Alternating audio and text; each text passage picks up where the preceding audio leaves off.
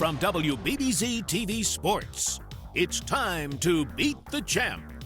Now, here are your hosts, Paul Peck and Sue Novoitsky.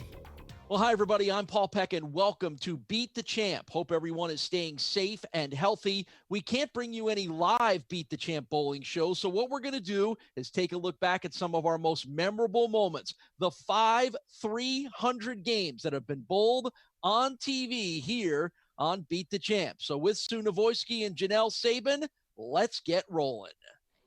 I'm here at Classic for Beat the Champ with Brandon Stewart, a new face to the Beat the Champ family. Tell us a little bit about yourself, where you're from, where you bowl, and what brought you to the show today. I'm from Buffalo, New York. I usually bowl in Kenmore lanes. What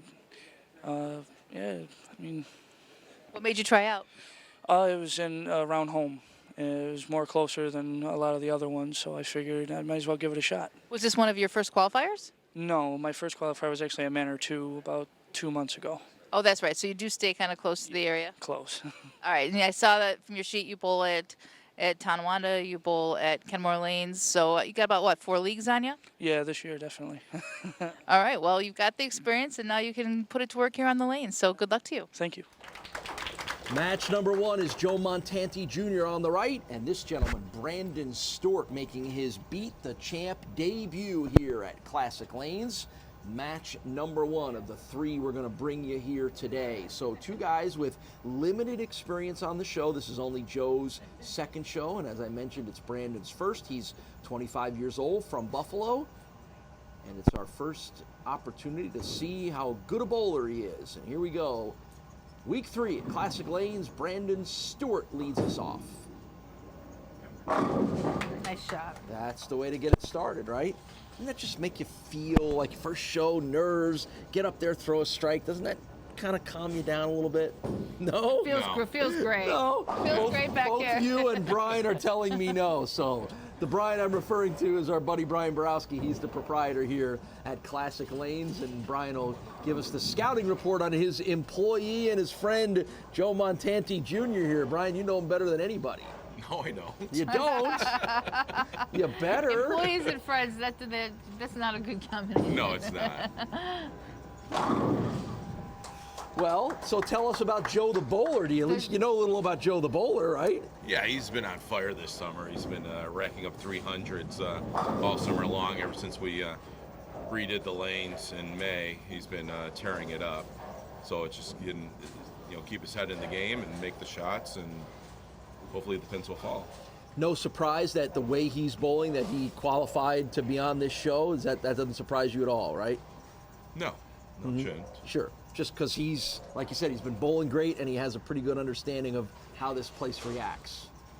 And that was a good win Is he for a friendly Joe. counter guy? Yeah. Yes, he is. That's what matters. Not he wouldn't be here. Good win for Joe over Chuck Jag Izinski at the end of our last show, a 209 to 204 win.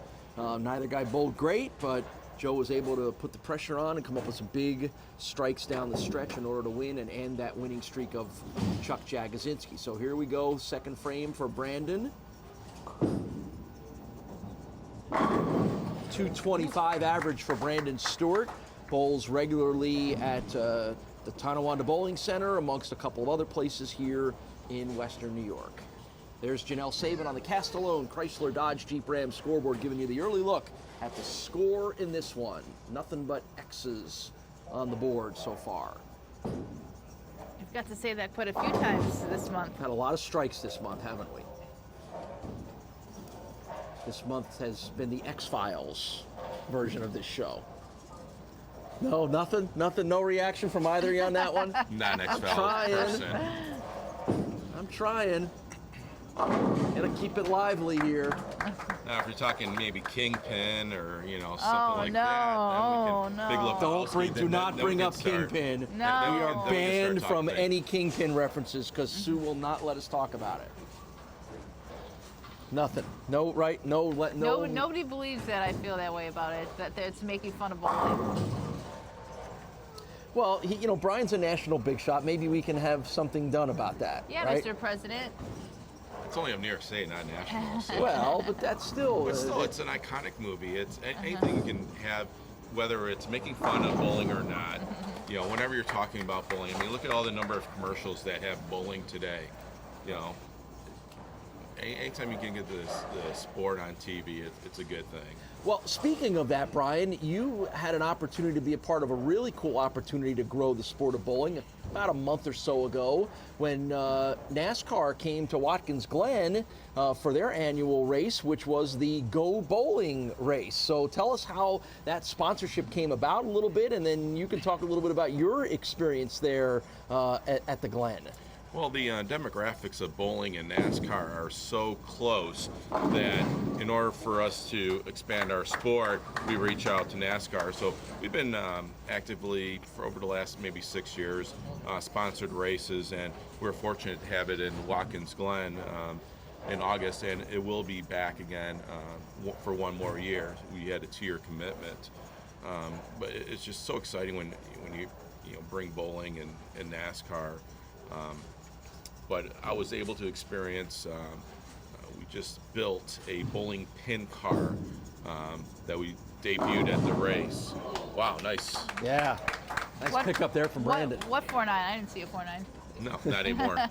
A bowling pin car, Yeah, huh? it is a first class. We spent quite a bit of money on it.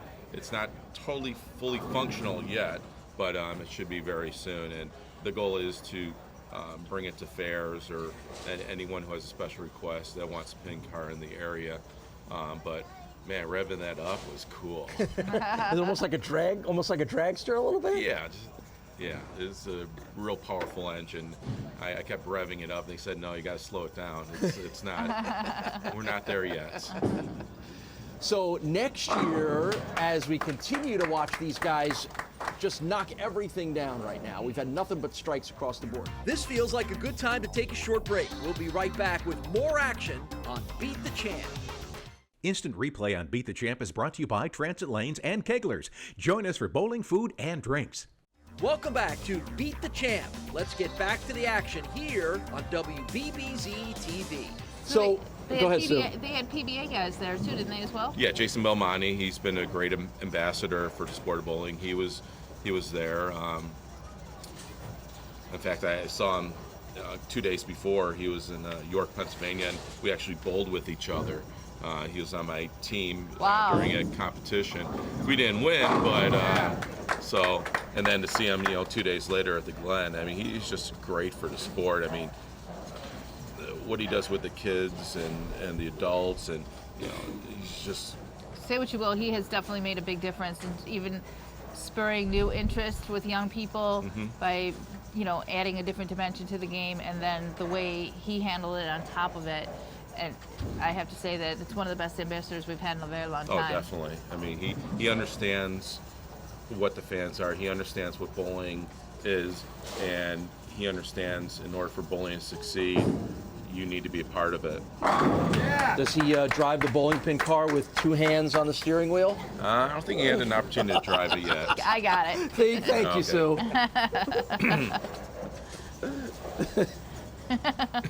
He does everything two-handed, Paul. I know. All right, so now, while we're chit-chatting away about auto racing here, these guys are ripping things down the lanes here at peak speeds because this is an amazing match we've got going on here. Brandon is perfect through 7 frames. Joe was perfect through 5, sparing 6th, and now a strike in the 7th. So what's going on? These two guys that haven't been barely on the show are putting on maybe one of the all-time great matches. They had lunch. They had lunch. Very nice. They had an outstanding lunch here at Classic Lanes. You can see what the Janelle and the Castellone Chrysler Dodge Jeep Ram scoreboard looks like, and these guys have been great.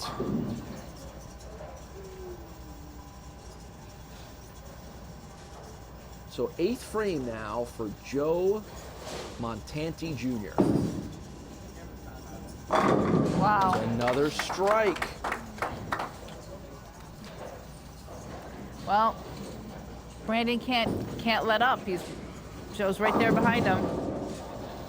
What a debut performance for Brandon Stewart. 225 average, 9 career 300 games, 25 years old from Buffalo, full-time occupation in the masonry field. And he is throwing anything but bricks right now. Yeah! That's 8 in a row. I hate to use the word easy because it's never easy, but it's always, I'm going to use the word easy, but I don't mean it the way it sounds, that when you're being pushed. You know, if you're going for a 300 and you're not being pushed like this, then the focus is on the 300. But when you're really just trying to win the match, you're not really thinking about the 300. You're just trying to throw this next shot to win as opposed to trying to achieve a score. Well, look at most of the matches that we've been through. A lot of them have been close, and they go to the level of where the scores are. Mm-hmm. You had a 206 to 204. Then you had a 299, 250. So you when things are going good between two people, it rises up for the other person. Absolutely. You're 9 right. in a row for Brandon Stewart. It's very easy to get discouraged when things start going bad, and you got to grind it out. But when things are going good, it can go good for both people. Don't forget, this is the final weekend of qualifying for next month's series of shows at Island Lanes in Grand Island. Top qualifier in the round of 24 wins television valued at $500 from Dirt Cheap TV. Oh, See, you got a little off the line there, didn't he? got a little fast. I'm gonna say A that. little fast, got it inside, and fortunately, it's not the greatest of shots. But Well, in the meantime, he's obviously staring down a guy who's put 9 strikes in a row on the board. So Well, now it's become a matter of not winning the match. Now it becomes a matter of shooting 300 because he's got the match in hand. So for the third time in 3 weeks here at Classic Lanes, we're going to have someone flirting with a 300 game. This is true.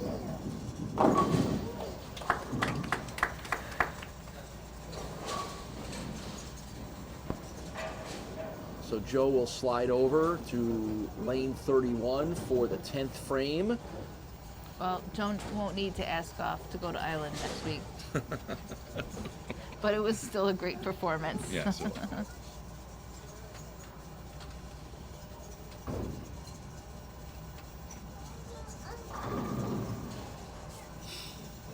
Just the second appearance on the show for Joe Montanti Jr. Both of them have come here at Classic Lanes last year, and obviously last week with the win. And the wheels have come off a little. While we're talking about auto racing, the wheels have come off a little here for Joe down the stretch.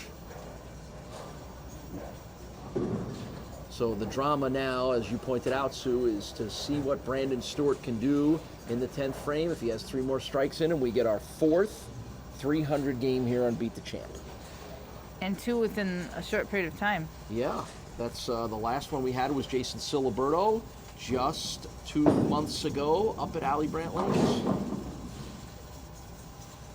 Really? What is it about all of your places here, Brian? Well, we've had 3 300 games. We've had 1 at Manor 2, 1 in the Jamestown Bowling Company, and 1 at Alley Brandt. Those are where our 3 300 games have come from. Mike D'Amico, Paul Geiger, and Jason Siliberto. So here's Brandon Stewart, 10th frame. Yeah. 1 down. You might hear a little bit of the cheering section in the background from his wife Michelle, his mom Joan, Dad Randy, and son Brandon Jr. cheering on Brandon Stewart, looking for a 300 game in the 10th frame. And that would be 300 game number 10 for Brandon. He's got 9 so far, looking for double digits. Second ball of the 10th frame. Yeah, 1 more, baby. 1 away. What kind of a story is that for a debut here on this show? What nerves? No nerves at all.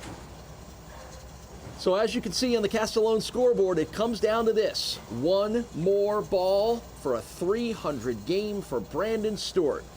We'll let the pictures and the sounds tell the story.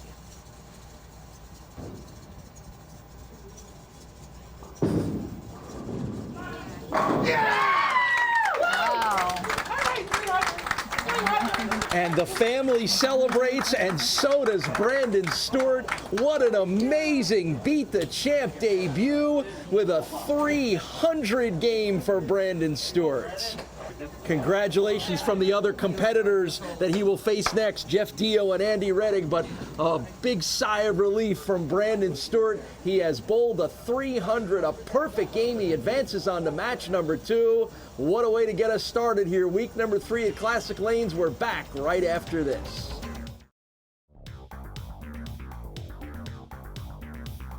We've got one more Beat the Champ perfect game to show you. It came at the Rapids Bowling Center in Niagara Falls in January of 2019. And what made the 300 game by Chuck Jagodzinski even more impressive was the match before, when Chuck nearly pulled off another one.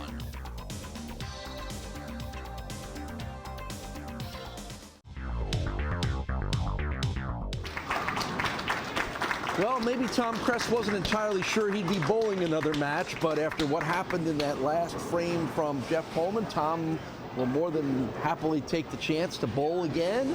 And this time it's against Chuck Jagodzinski, and here we go, match number 2 of the week here at the Rapids Bowling Center, and it's a first frame strike for one of our most successful Beat the Champ bowlers, Chuck Jagodzinski. Well, as a bowler, not that Tom didn't bowl well. I mean, he bowled, 228, nothing wrong with that. But is there a part where you're like, okay, it wasn't good enough, I'm going to lose this match, and then all of a sudden you have to re-jolt yourself? Yeah, definitely. I mean, it's important that we talk about getting as many pins as you possibly can, and never giving up on your spares, because you just absolutely do not know what's going to happen. And just because it looks like it's going one way, it just doesn't matter, because it's not over until it's over. Yeah, no, and that's and again, that was a tribute to the way Tom finished strong in that match, when maybe thinking that he wasn't going to win necessarily, but because he finished strong, he put some pressure on Jeff, gave himself enough count to have Jeff mess up at the most inopportune of times and leave Tom as the winner. So good for Tom. He is bowling well, and he'll look to continue that. He'll have quite the challenge in Chuck Jagodzinski, but that's 2 frames and 2 strikes. I think Got a little Kress family revenge to enact here, because it was Chuck Jagodzinski that beat his brother Ryan last month up at Brad Angelo Lanes. So, so if Tom needed any more incentive, he's got that. it's okay when he's doing it. It's not okay when somebody else does it, right? That's right. Chuck Jagodzinski in his 23rd appearance here on Beat the Champ, 21 wins and 13 losses. We saw him last month at Brad Angelo Lanes, where he rattled off a 3-match winning streak, including that victory over Tom's brother Ryan. And as we talked about on the first match of the week, of the month rather, with Mike Zarcone, if you're talking about the most successful guys in this, now into its 4th year run of Beat the Champ, if you're going to talk about Mike Zarcone, you have to talk about Chuck Jagodzinski as well. Absolutely. Those two have stuck with it all along.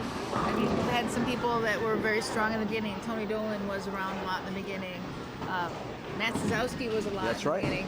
But these guys, for a full 3 years and now into the 4th year of the show, have been consistent about coming along and staying with it. Yeah, and again, what it says about Mike and Chuck is they're great bowlers. We know that. They're just big fans of the show. Yeah. They make the effort to be a part of qualifying. Right. They want to be on the show every month. They want to make sure they're on TV. So they're fans of the show and fans of the format and fans of displaying for everyone how good they are. If they didn't care about it, they wouldn't make the effort. And I think you need it, because where would a lot of the fun of the PBA was in the rivalries and in, PDW, did you like them, did you not like them? And that's what we've got here with these guys. And we need the newcomers, but we need these people that, they become your household Saturday, 4 o'clock in the afternoon name. 51 years old from Lancaster, employed at the Attica Correctional Facility, are the vital stats on Chuck Jagodzinski. On the bowling front, been bowling since he's about 7 years old. 235 average, bowls 5 nights a week around Western New York. Numerous Bowler of the Year awards, tournament championships, Hall of Fames, you name it, Chuck has got all of it. it. And right now he's getting all the pins because that's 5 frames and 5 strikes. One thing we know about Chuck is Chuck likes to get up and bowl. I mean, that ball, he is standing to take it out of that ball return as soon as it comes up and his feet are in the second step. If he didn't have to deal with an opponent, it'd be like a 10-minute match. He bowled 10 frames in 10 minutes. Yeah. In the meantime, Tom Kress is staying right there with Chuck. And that's the first time that Tom hasn't had a strike. And he'll have a couple of pins to pull down here in the 5th frame. Oh yeah, things move when Chuck Jagodzinski's bowling. That pace can be unnerving to your opponent because as soon as you get a tempo going in your head, and as soon as you're sitting down, and it starts to mess with you a little bit. It does. Instead of grabbing the spare in the 5th frame, Tom will leave it open after only getting 1 pin. What happens is that pace starts to become, we're in the 5th frame now, and now he's on that pace, and it's not a comfortable pace for him, and he's rushing his spare shot because you can't help it. You just start getting up and moving too. What have you done in situations like that? Purposely try to slow things down? It would depend whether I was aware of it. Okay. Because in this case, you and I sit here and we watch it, so we're aware of it.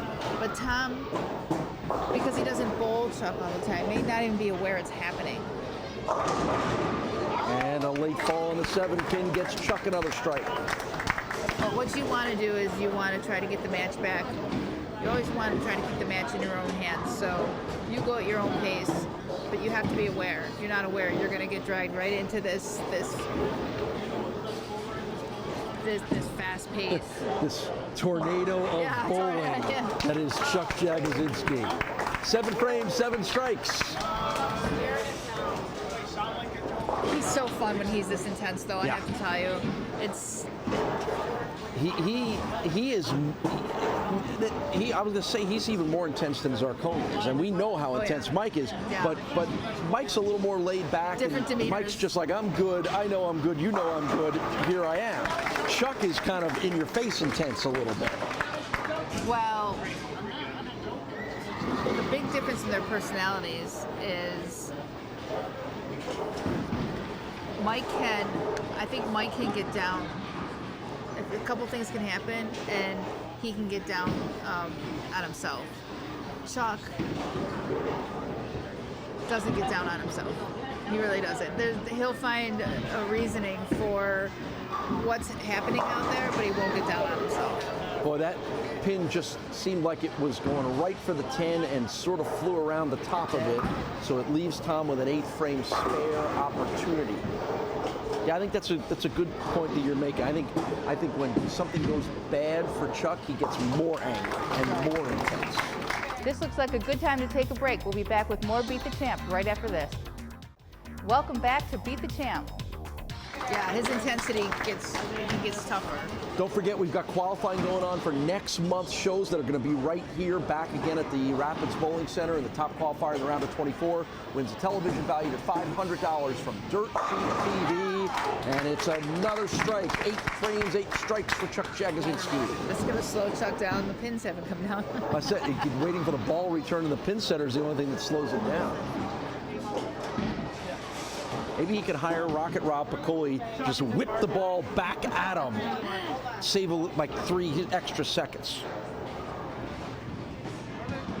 There's Janelle on the Castellone Chrysler Dodge Jeep Ram scoreboard that shows Chuck perfect through the first 8 frames.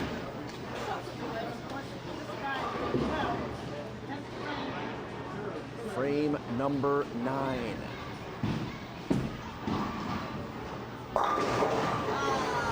And the 4 pin will end the attempt.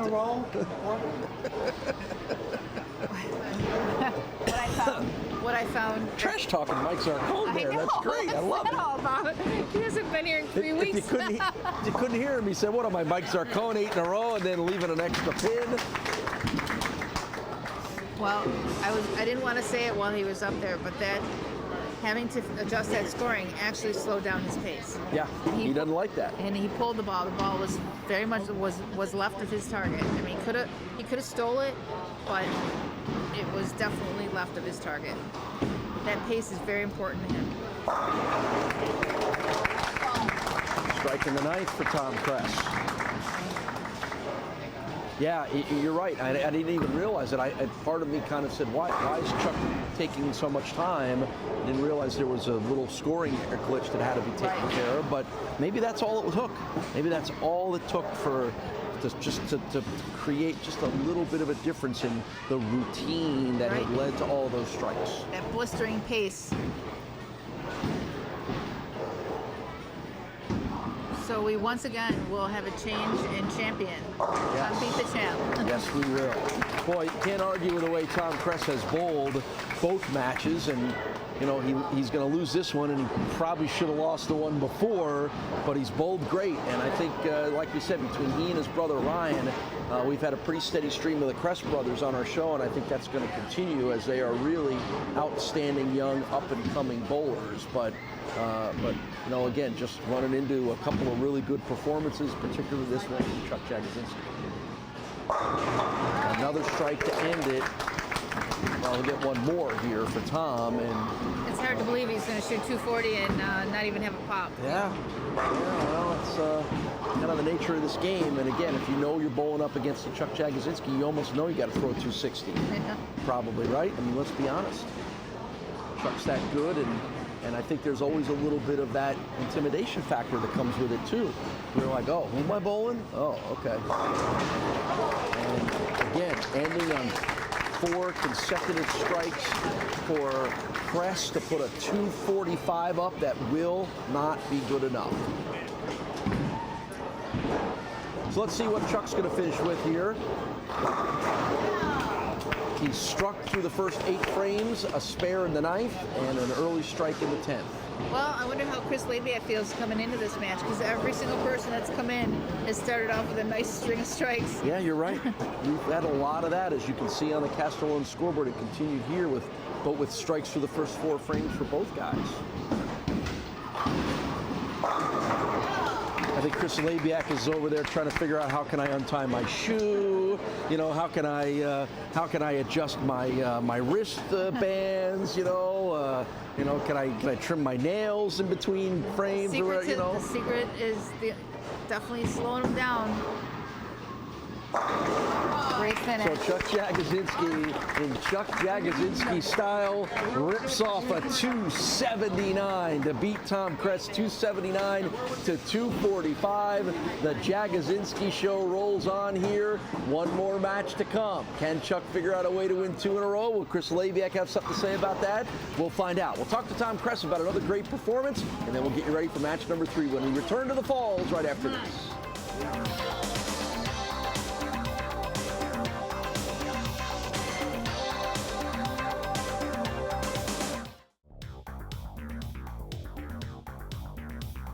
There is no doubt that Chuck Jagodzinski is one of Western New York's great bowlers, and on this show, he has been our most successful bowler with 42 individual match victories. But it took him until then to get his first Beat the Champ perfect game.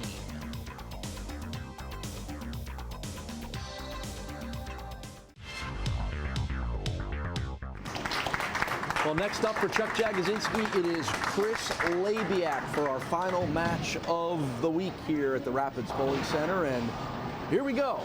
No surprise, right off the bat.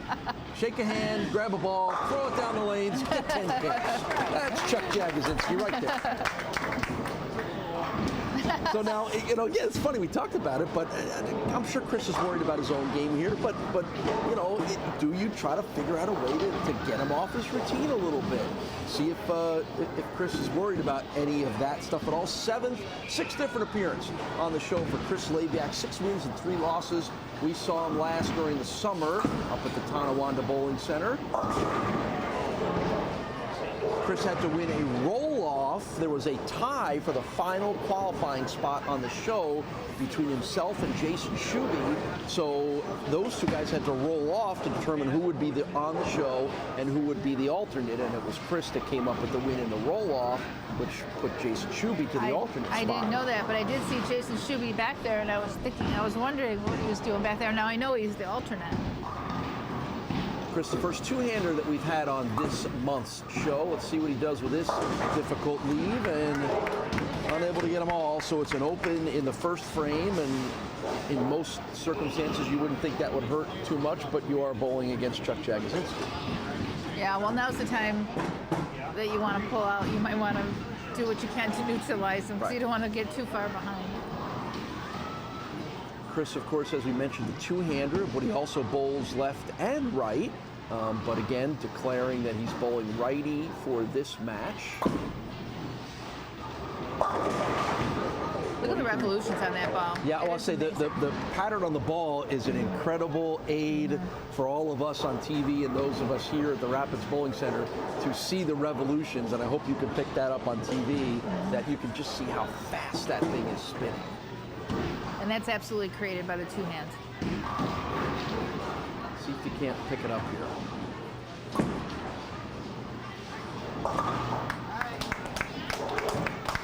So it's open spare in the first two frames for Chris Labiak, and Chuck Jagodzinski, after a strike in the first, will go right back to work. His wife Michelle, his son Noah are here, his mom Wanda's here, his buddy Fran Bax is here as well too.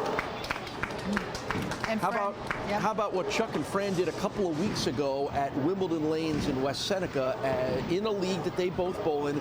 Both of them shot 300 for a 16:07 set. It was Chuck's 68 300 and Fran's 69. And I'm sure that's all Fran talked about on the drive home was, I've got one more 300 than you. Well, he's got a couple years on him too, so that wouldn't be altogether fair. But Fran is also another fast-paced bowler, so you can understand why those two would complement each other, because they can keep their paces up. Man, if those two guys bowled against each other on this show, we'd have to insert like a extra episode of Hogan's Heroes just to fill the hour. And there's back to the Chris Labiak that we're used to seeing, where he's in a groove and knocking all the pins down. First strike of the match for Chris. Right, and possibly down 31 pins in the second frame already, depending on whether Chuck keeps this up or not. He's pretty close to 30 pins down already. 34 years old, from North Tonawanda, works in the healthcare industry, does Chris Labiak. A relative newcomer to bowling, only been bowling for the last 13 years or so. But in that time, as he's developed a two-handed style due to a wrist injury when he first started, he's got a terrific 230 average, and he started to win a lot of titles. Just recently set the house record at Kenmore Lanes in November with a 300, 300, 269, 869 series. Wow. Wow. How about those? How about that for a series, huh? That's amazing. That's an incredible amount of striking. I mean, and you know the lanes are changing. He's probably bowling five-man, if not. Even Allie Brandt goes, wow, when you tell him about that series, huh? Wow. So a couple strikes in a row now for Chris. And the strikes continue for Chuck Jagodzinski. Correction, strike spare for Chris in the last two.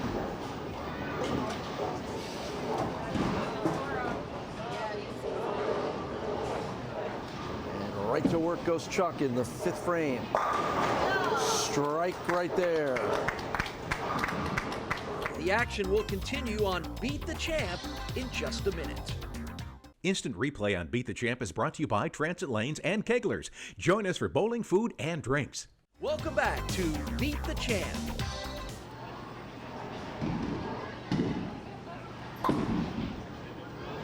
And Chris just can't seem to find the groove here right now. And with the way that Chuck is knocking pins down, that's a pretty big hole to have to overcome. Well, as it stands, Chris still has a 257 left on the score sheet, even though it doesn't look like it.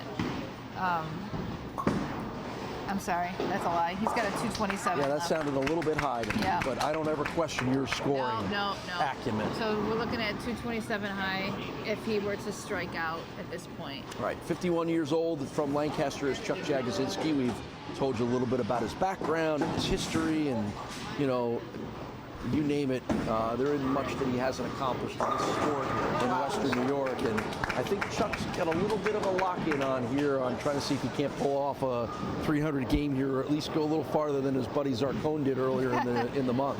Well, did you issue the challenge or no? I did not. I did not. Chuck falls under that "don't poke the bear" category. You're so right. Yeah. You're so right. It doesn't take much to get him a little worked up, and I'm going to be the last one that wants to do any of that. No, we'll let his opponents do that. We'll stay out of it. You bet. There's the Castellone Chrysler Dodge Jeep Ram scoreboard that shows Chuck Jagodzinski perfect through 7. Don't forget, qualifying is going to go on. A couple of more opportunities to qualify here at the Rapids Bowling Center for next month's show on the Sports Shot. Going to be a little different when we hit Rapids again. And the top qualifier in the round of 24 wins a television valued at $500 from Dirt Cheap TV. So check the Facebook page for the remaining opportunities for you to come out here and qualify. And that'll be an interesting thing for our champ, which at this point looks like it'll be Chuck, who might benefit from actually bowling in the qualifier, even though he doesn't need to, because the shot's going to be very different than he's coming onto. It may not favor him.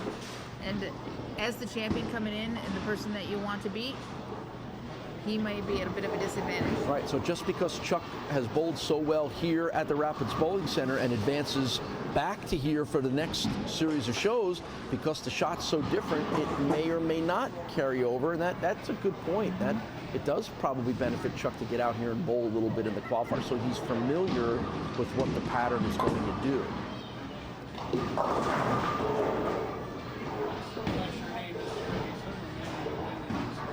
So that'll be very interesting to see in our series of shows for next month, exactly who is here to challenge, what looks like it's going to be Chuck as our advancing winner, and how those guys handle that lane pattern. Right, it's going to be he'll be facing the person who bowled the best on that condition that they'll be facing. All that means is that first show is going to be fun to watch, because it's going to be a great opening match between Chuck and whomever it was that mastered that oil pattern. Right. All right, 8th frame now as Chuck looks to stay perfect.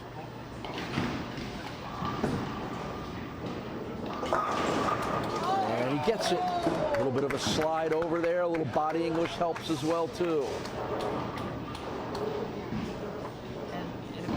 So Chuck's not even waiting for the ball to come up. He's using a different ball on each lane. Just hand me anything. Doesn't matter. Go get me a lane ball. I'll knock them all down. Perfect through 9 for Chuck. I can't even tell you, though, how unusual and unique it is what he's doing out here. And at the pace that he's doing it, it's pretty impressive. So this really comes down to Chris just wanting to get out of the way. Yeah, this is Chris Labiak will finish things out here. He knows he's not going to win. He doesn't want to get in the way of what could be a pretty cool finale here to the show. To see whether Chuck's going to pull off his first Beat the Champ 300 game. As we mentioned, we have had 4 of them. His revenge, and he's going to slow this down. And we've had 4 300 games, none of them by Chuck, nor none of them by Mike Zarcone. So that's what's at stake for Chuck when he toes the line here in the 10th frame. Mike D'Amico, Paul Geiger, Jason Siliberto, and Brandon Stewart are the guys that have done it on this show before. None of them here either.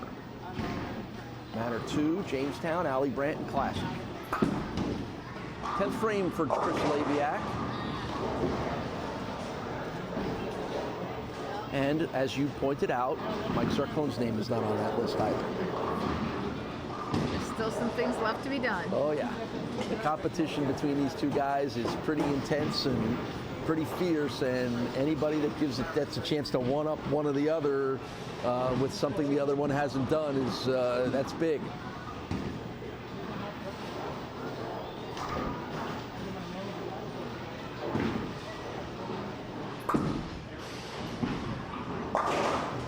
Chris Labiak finishes off the spare here. He'll have one more fill ball to wrap up the 10th frame and post his final score.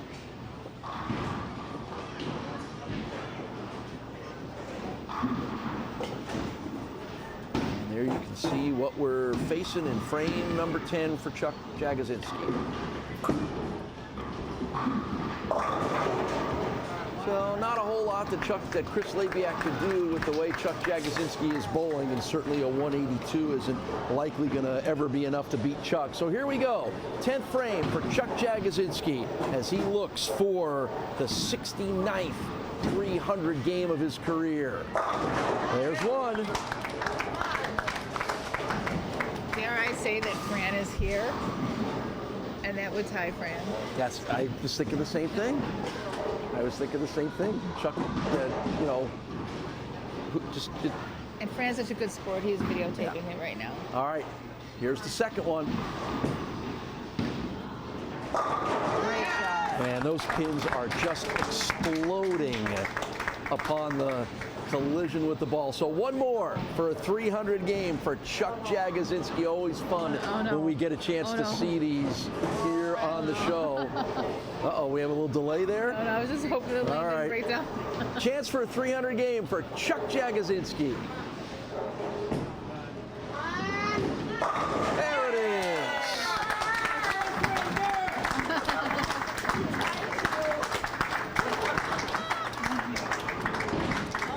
Perfect game for Chuck Jagodzinski as he ties his buddy Fran back. A high five over there and a hug for his wife Michelle, and just a cool moment. It always is when there's a 300 game on television, particularly when we have a chance to be a part of it.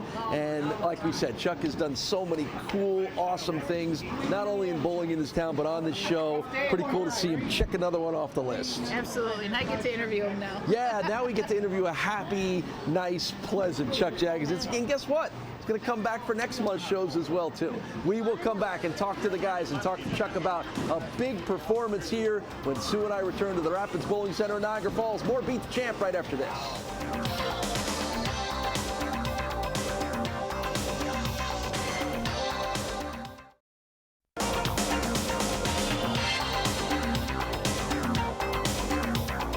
Well, it's always a cool moment to see a 300 game bowled on TV. Chris, I'm not so sure it's always cool for the opponent, but there has to be part of you that just admires how good a bowler Chuck is. Absolutely. He's coming fresh off the 279, so he's always been a great bowler. I've known him for a number of years. And to do it against me, it doesn't matter, because I gave it my best. I was having some difficulties out there, but it's been a roller coaster of emotions for me. I've had some really good weeks, some really bad weeks. Our reaction wasn't the best today, but you live and you learn. And for him to shoot that, that's awesome. Yeah, all right. Well, there you go. That'll make you feel a little bit better. It's always good to have you on the show as well. Pleasure to be here. All right, the happy Chuck Jagodzinski, Sue. We love a happy Chuck. So that's what it takes to make you happy, is averaging 289.5?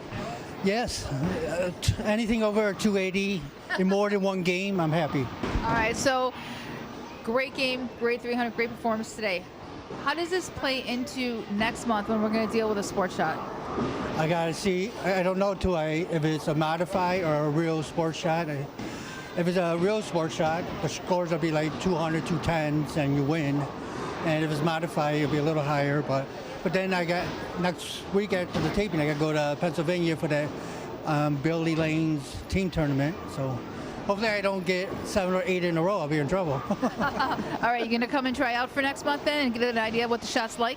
Nope. There you have it. There you go. I get here early for practice. Okay. All right. Well, great bowling today. So you know you got a little insight into the strategy, you know? Chuck's like, nah, whatever, I'll just practice. I'll be fine. Chuck, that is for you. Congratulations. A heck of a way to wrap up week number 3 here at the Rapids Bowling Center with some great bowling from Chuck Jagodzinski. Sue and I are back to get you ready for our return trip to Niagara Falls for next month when we return to Beat the Champ.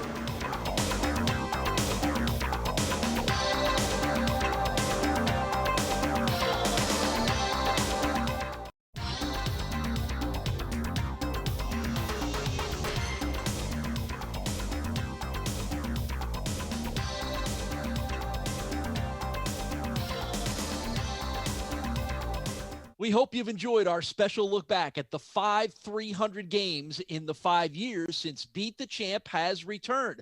The fact that there's only 5 tells you exactly how hard it is to bowl a 300 game, no matter how good the bowlers may be. We hope to be back maybe with some more 300 games soon enough. But in the meantime, stay safe, stay healthy, and soon enough, we will be back rolling here on Beat the Champ.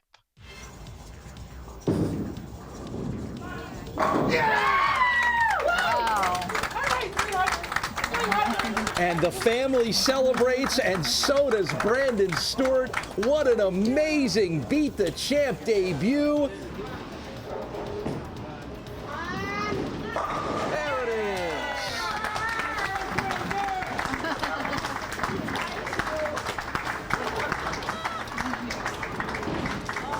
Perfect game for Chuck Jagodzinski as he ties his buddy Fran back.